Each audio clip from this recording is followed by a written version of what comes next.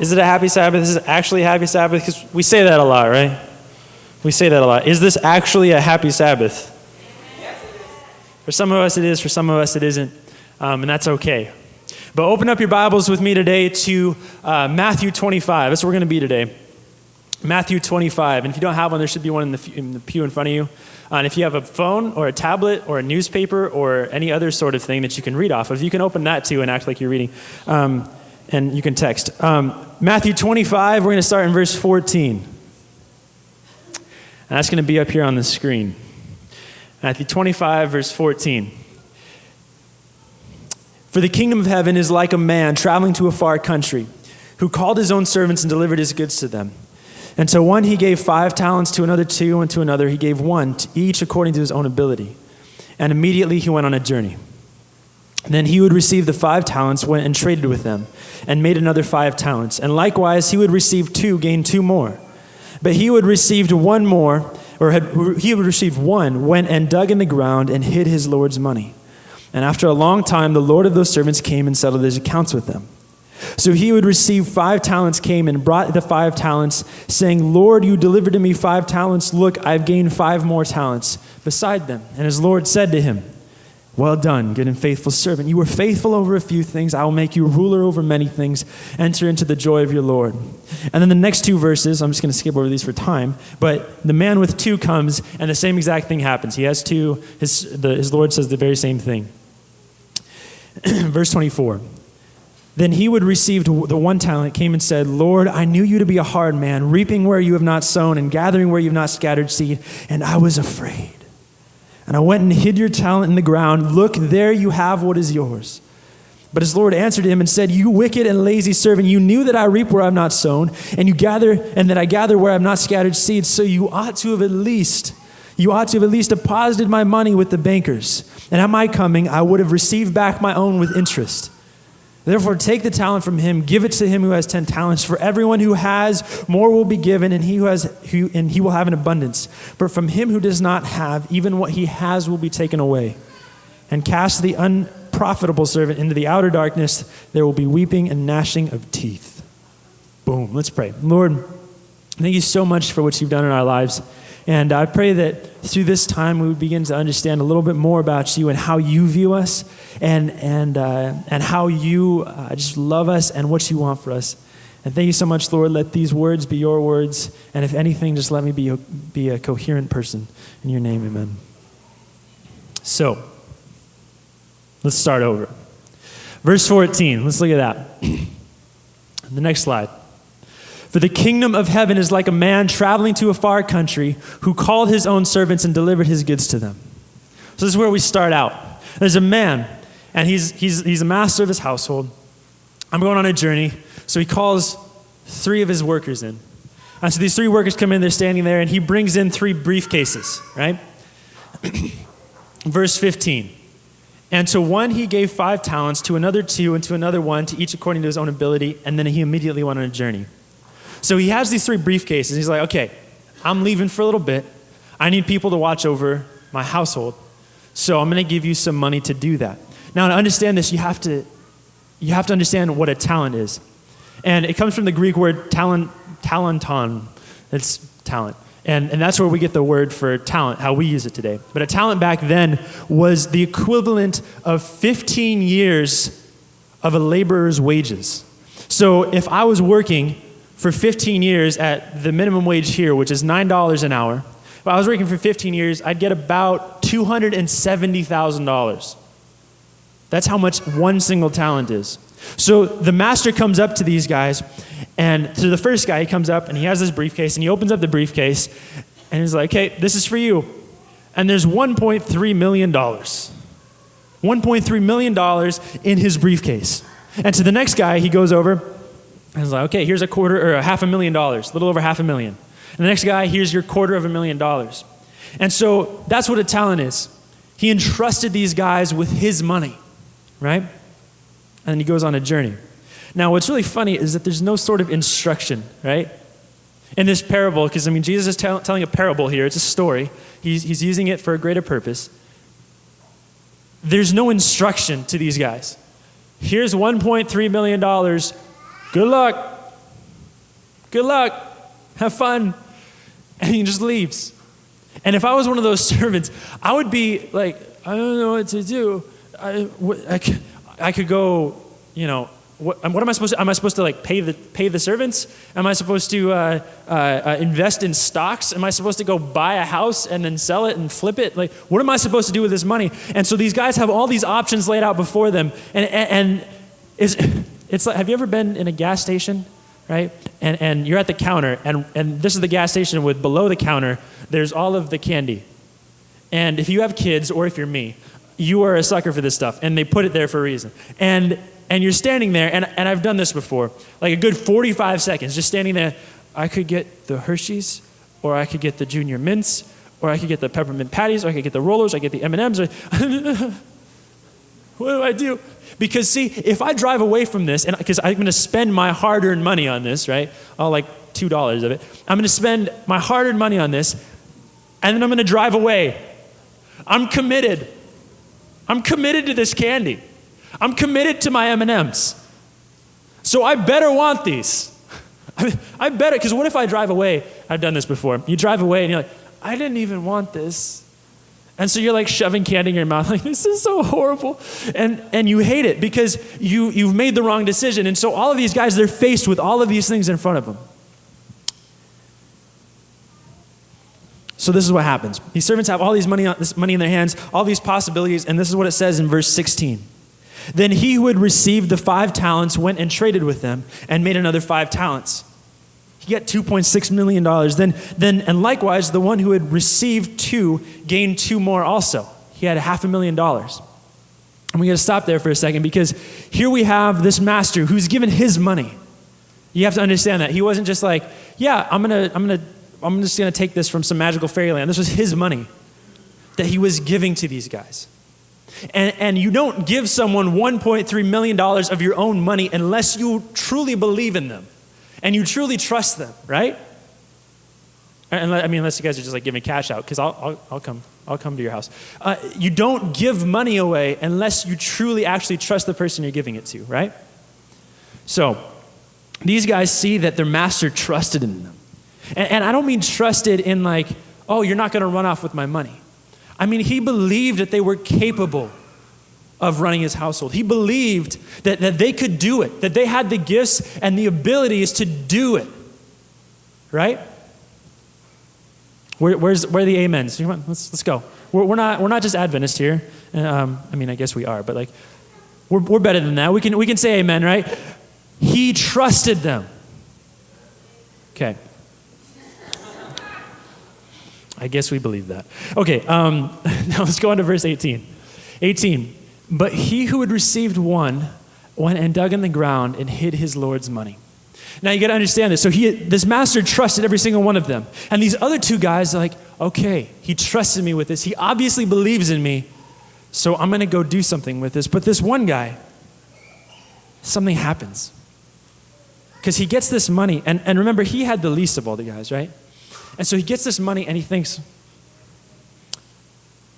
if I go and invest my money like they did, right? Like they went and invested in stocks and real estate. Like the first guy, he could go invest all of the money that I have and still have like 4 times what I have left. So, I mean, if he makes a mistake, no big deal.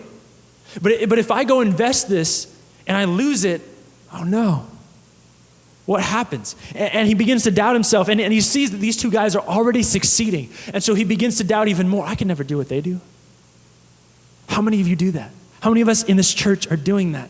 You have talents, you have gifts, you have all of these things that God has given you, but you see someone else who's better. And you see that other person who's doing that one thing that you can do, but he's doing it better, or she's doing it better. Or you see that one person who's not necessarily better than you are at it, they're just louder. And you see all these people. And it causes you to just, I can't do it. I can't do it. So this is what this servant is doing. And what could he really accomplish with so little? These 2 guys are obviously better than he is. Okay. What if I lose the money? What about all these things? And his doubts shut down everything he could have accomplished with it. Am I right? His doubts shut down everything that he could have accomplished with it. And I'm sure there's some of you in this room. where you have the ability, you have the talents, you have the gifts, you have the desire, but you doubt. You're doubting yourself. You're doubting what God can do in you. Maybe you're one of those people who, actually, well, let me before I go there, let's go back to verse 18, because this is crazy. It says, he dug in the ground and he hid his Lord's money. So he goes and he digs in the ground and buries it. And he buried everything that his master had given to him. All of the good things, he buried it. And see, maybe you're one of those people who has a passion to start a small group, and you want to come, and you want to have people come, and you want to discuss stuff you're passionate about, but I'm not eloquent enough. The pastor knows the Bible. I'll let him do the studies. And even if I started this thing, no one's going to show up. And maybe you're that person that's like, there's a neighbor next to me that I so badly want to tell about Jesus. But my testimony isn't anything crazy. I didn't do a bunch of drugs, wake up in the hospital, because I died and then came back to life and just saw Jesus while I was out. I don't have that testimony. And I don't have the words to say. And so you don't say anything. Because what do I really have? Or maybe you just want to smile at people more. But what if somebody looks at me weird? Why is he so smiley? That's weird. And so you have all these doubts. And you've let yourself believe that you're not good enough, that you're not adequate enough, that God can't do it in you. Because this is what's crazy. He buried it. Am I right? Now stay with me, church. Stay with me here. When you bury something, you do two things. You either plant it or you bury it, right? You plant it because it's going to grow. It's a seed, right? When you bury something, why are you burying it? To hide it? Okay, that's true. Or when you bury it, are you burying it because it's dead? When you bury something, when you let your doubts, when you buy into the lies that Satan is feeding you, that you're not good enough, that you can't do it, that your talents aren't big enough to be used by God, and you let those doubts be every shovelful of dirt that you're throwing on your talents and your gifts and your passions, you acknowledge that they are dead. You acknowledge that they can't be used. You are saying to yourself, these can't do anything. They can't do anything. And you're saying to God, God, I don't believe that you can accomplish these things through me. Does that make sense? Does that make sense, church? Good. Every doubt's another shovelful of dirt. But here we come to verse 19. After a long time, the Lord of these servants came and settled accounts with them. So he would receive 5 talents, came and brought the other talents, saying, Lord, you delivered to me 5 talents. Look, I've gained 5 more talents. And his Lord said to him, well done, good and faithful servant. You were faithful in just a little bit. I want you to make you ruler over a lot more. Enter into the joy of your master. And then you come to verse 20. Sorry, I'm in the wrong place. Next slide. You come to verse, next slide.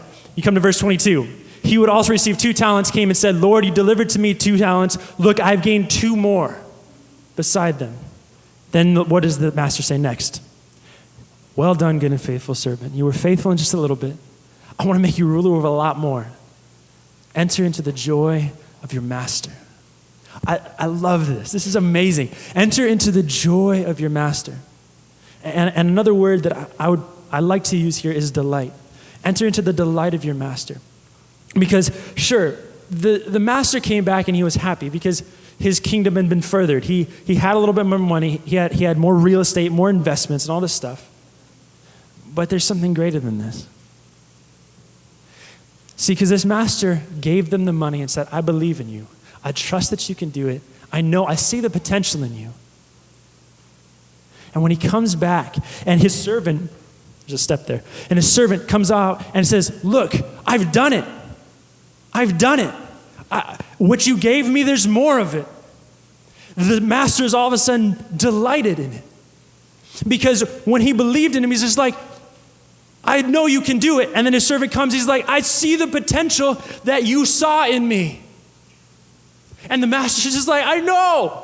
I saw that in you. And now you're sitting, you're here fulfilling it. And it's exciting. Never ever let this whole concept, good and faithful servant, be this picture in your head of Jesus sitting on a throne with a scepter outstretched, just like, well done, good and faithful servant. Now you may come into heaven. Never ever let it be that. Because it's more like this. When a son and his dad are at a little league baseball game, the son's out in the field, and his dad's seeing him, and he's thinking, we worked so hard on catching and positioning the mitt and positioning the body, and he's been hit in the face like 5 times, and we've been practicing in the backyard and all this stuff. And right before the game, the dad just looks at his son, he's like, son, I see that you can do it. Every time you caught a ball, I knew you could catch the next one, and I knew you could catch a harder one. I know you can do it. So go out and have fun. And then on the last out of the game, when the son catches the ball and he's running to his dad like, Dad, I did it. Look, I did it. His dad's just like, I know you did. I saw it. I was there. I'm so excited because I saw the potential in you. We worked so hard on this and you did it. Because Jesus is excited when he sees our potential being fulfilled, because he knit us together, right? In the womb, before we even knew, he knit us together, beautifully and wonderfully made, am I right? That means he knit the dreams and the passions and the gifts and the talents, and he interwove them into the very framework of who we are. You follow me, church? He wove all of these things into who we really are. And so when we try and do a bunch of stuff that isn't us, and we're trying to be someone else, we're losing who we are. But when he sees us fulfilling these passions and dreams and using the gifts and talents that he's given us, he sees us becoming who he created us to be. And it's exciting, and it's happy, and it's joyful. Can I get an amen, church? Amen. Enter into the joy of your master. I love how God reacts there, but then something happens. Verse 24. Then he who had received the 1 talent came to him and said, Lord, I knew you to be a hard man, reaping where you have not sown and gathering where you have not scattered seed. And I was afraid. And I went and hid your talent on the ground, or in the ground. And look, there you have what is yours. And the next verse, it starts out and it says, but the Lord answered and said to him, you wicked and lazy servant. This is interesting because we got to stop here. Say with me the word akrene. Akrene. Akrene. Wow, this is, I know we can do akrene. We got this, right? This is just sad. Okay, akrene, it's a Greek word, okay? A Greek word from the original. And this word is translated as lazy in a lot of our translations, but a better translation for it, because in the actual Greek, it's never really translated as lazy. It's translated more as timid or hesitant. Some of you see where I'm going with this. Timid or hesitant. Because see, it's not really about, we can always use this verse as like a bashing verse. You wicked and lazy servants, y'all sitting on your butts here in the sanctuary, get up and go do something. We can use it like that. Or we could recognize something here, because the servant hid his talent, not because he was afraid or lazy, but because he doubted. He doubted himself. He doubted the trust that had been placed in him by his master. So now this is what Jesus is saying to him. He's like, you're a timid and hesitating person. I believed in you. I said that you could do this. And now you're all timid and hesitating? No. Why? But what's interesting about this too is that the servant has a really weird concept of who his master is all of a sudden. See, if you look at, let's start in the next slide, 24, and this is 24, they're starting a little bit into 24. Lord, I knew you to be a hard man, reaping where you have not sown and gathering where you have not scattered seed. And I was afraid, and I went and hid your talent in the ground. Look here, you have what is yours. And what's interesting about this is, where did this come from? Since when is the master a hard man? Nowhere else in this parable is he a hard man. Let me put it to you this way. I had a dog, and this dog was awesome. His name was Cougar. I could always tell people I had cougar tracks in my backyard. Let that sink in. Awesome dog. And he loved me. I love this dog so much. But his view of me was, of course, like this amazing, loving person who magically brought food out of nowhere and gave it to him. And I loved him. And every time I came out, I was supposed to be the happiest person in the world in his eyes and all this stuff, right? Now, this dog, we had trained him to do a couple things. He could sit and stand and all that stuff. But we also trained him that he could come into the house, but he couldn't step onto our carpet. And so our dining room was linoleum. And he could be on the linoleum, but he couldn't step onto the carpet. And he knew that. He knew that very well. He never, ever crossed that line, except for once. Because I was sitting in my room, and I remember sitting in my room, I was like 7 or 8. Actually, no, I was like 11 or 12. And my mom was in there talking to me. I'm facing the door, and all of a sudden, I see this face peer around the corner. And this face just looks so much like, I know I'm not supposed to be doing this. And he's just like, who's in there? And I was started laughing because it was so funny. He looks so dumb. And so I'm just like, Cougar, what are you doing? And I'm laughing, and he busts down the hallway. He's like, I'm out. And he busts down the hallway. So my mom and I go after him. We're both laughing because, we weren't happy with him necessarily, but we're both laughing because it's just like, he looks so funny. And so we come back, and he's sitting on the linoleum like, I never went anywhere. What are you talking about? And you know how dogs are, right? When they're ashamed. You could come back, and you don't even know what they did, right? But they know they did something, and they won't make eye contact with you, right? And they'll kind of bend their head down, and they'll have their tail thumping against the ground like, love me, please. That's what dogs are like, right? But what's funny is that what changes for them? How do they all of a sudden have this concept that you go from this amazing, loving, happy person to, he might kill me? And if I'm a little more ashamed, then maybe he won't hurt me as much. And where do these dogs get that concept? You following me here? They get it because they did something wrong. It's not you. It's them. This servant, as you can see, like this master was a good master. He was happy with these other servants, but this servant had done something that he knew he was ashamed of. And because he was ashamed of it, all of a sudden his master, the perception he had of his master changed. His master's character never changed, but this servant's perception of his master changed. You follow me, church? You in this?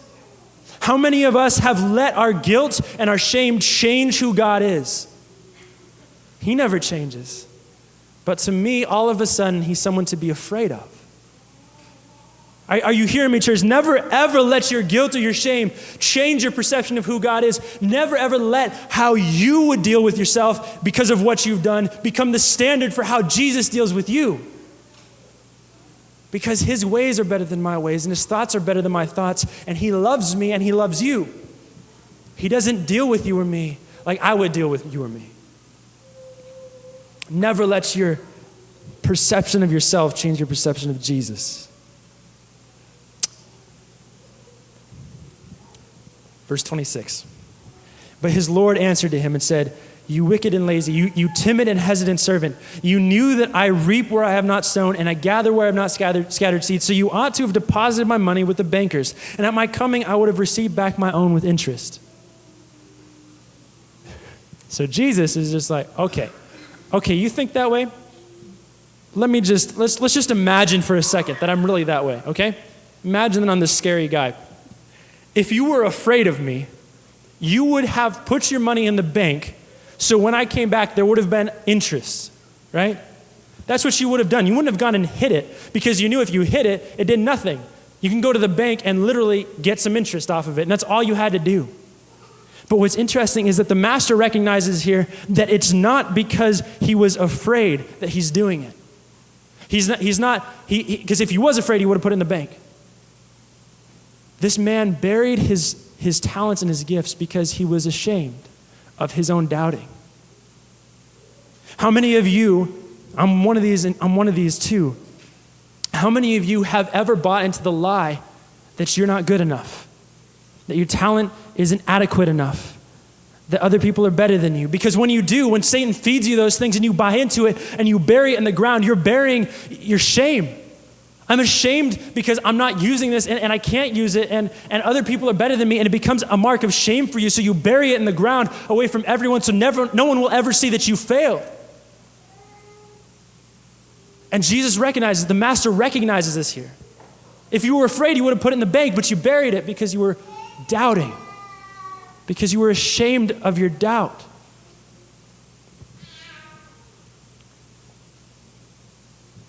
So the servant's potential came to literally nothing because he's thinking about what happens if I fail? These other two guys are better than me.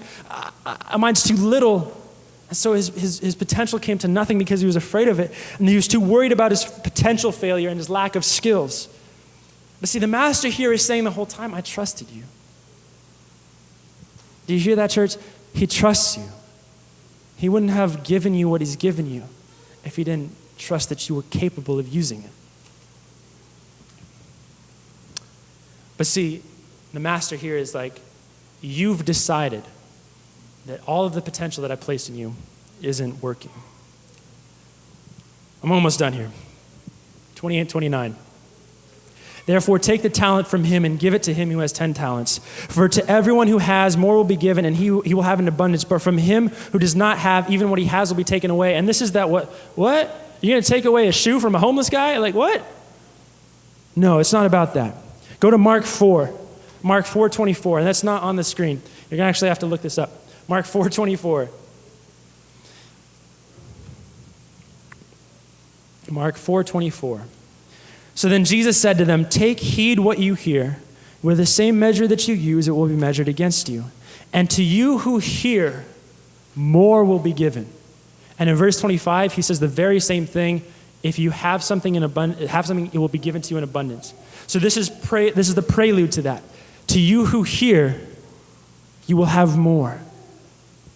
Church, how many of us hear but don't comprehend?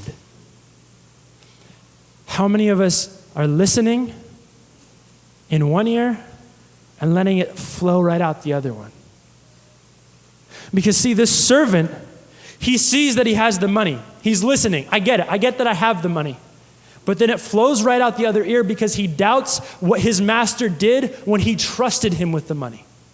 Who am I to say to Jesus, your trust is misplaced? Who am I to say to Jesus that? Because if he knows me fully, if he knows all of the mistakes, all of the stuff that I have in my life, and he still trusts me, who am I to say that his trust is misplaced? And Jesus is calling the servant out.